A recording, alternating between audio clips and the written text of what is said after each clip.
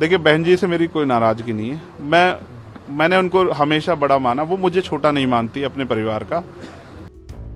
चंद्रशेखर आजाद से जब मायावती को लेकर सवाल पूछा गया तो उन्होंने कुछ इस अंदाज में जवाब दिया। दरअसल भीम आर्मी चीफ चंद्रशेखर आजाद पर गोली चलने के बाद देश के हर बड़े राजनीतिक दल के नेता ने अपनी नाराजगी जाहिर की थी और यूपी सरकार को आड़े हाथों लिया था। वहीं दलितों की राजनीति करने वाली बसपा सुप्रीमो ने इस घटना को लेकर अभी तक कोई प्रतिक्रिया नहीं दी है। इसे लेकर देश भर के नेता हैरान हैं। इसी को लेकर कल जब चंद्रशेखर आजाद से सवाल पूछा गया तो सुनिए उन्होंने क्या बोला। देखिए, बहन जी से मेरी कोई नाराजगी नहीं है। मैंने उनको हमेशा बड़ा माना, वो मुझे छोटा नहीं मानती अपने परिवार का। उनको ये घटना छोटी लगी, शायद अगर मैं मर भी जाता शायद उनको इस पर कोई शायद बुरा नहीं लगता। मुझे उनसे कोई दुख नहीं है।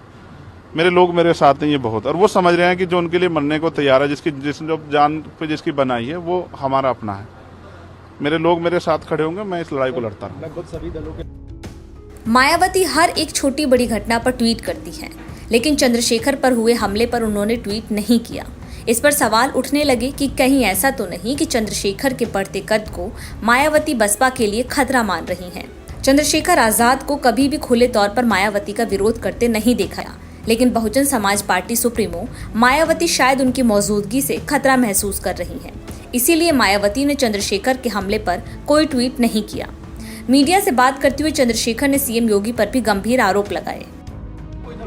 पिछले कई सालों से आ रही है, मैं लगातार पुलिस को इंटीमेट भी करता रहता हूं। मैंने डीजीपी को भी लिखा, गृह मंत्री को भी लिखा, मुख्यमंत्री को भी लिखा, यहाँ के पहले एसएसपी डीएम थे उनको भी लिखा। लेकिन डीएम साहब जो पिछले थे, अखिलेश सिंह जी, उन्होंने साफ मना कर दिया कि चीफ मिनिस्टर नहीं चाहते चंद्रशेखर को सुरक्षा दी जाए। मेरे आज भी याद है ये बात, क्योंकि मैंने एलआईयू के अधिकारी द्वारा पूछा कि भाई मैंने आपको बताया थ्रेट भी है, फिर क्यों नहीं हो रहा है? तो उन्होंने कहा भाई ये सरकार का मामला, सरकार चाहे तो दे सकती। तो मैं चाहता हूं मुख्यमंत्री इंतजार कर रहे हैं कब चंद्रशेखर मरे, उनका काम आसान हो।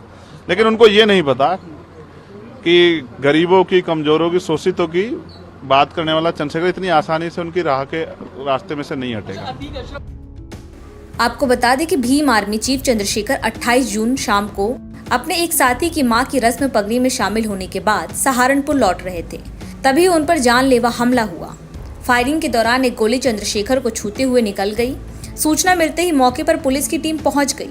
आनन फानन में चंद्रशेखर को देवबंद के एक निजी अस्पताल में भर्ती कराया गया। हालांकि अब चंद्रशेखर खतरे से बाहर हैं। कल उन्होंने मीडिया से बात की और इस पूरे मामले में पुलिस ने अब तक 4 संदिग्धों को हिरासत में लिया है।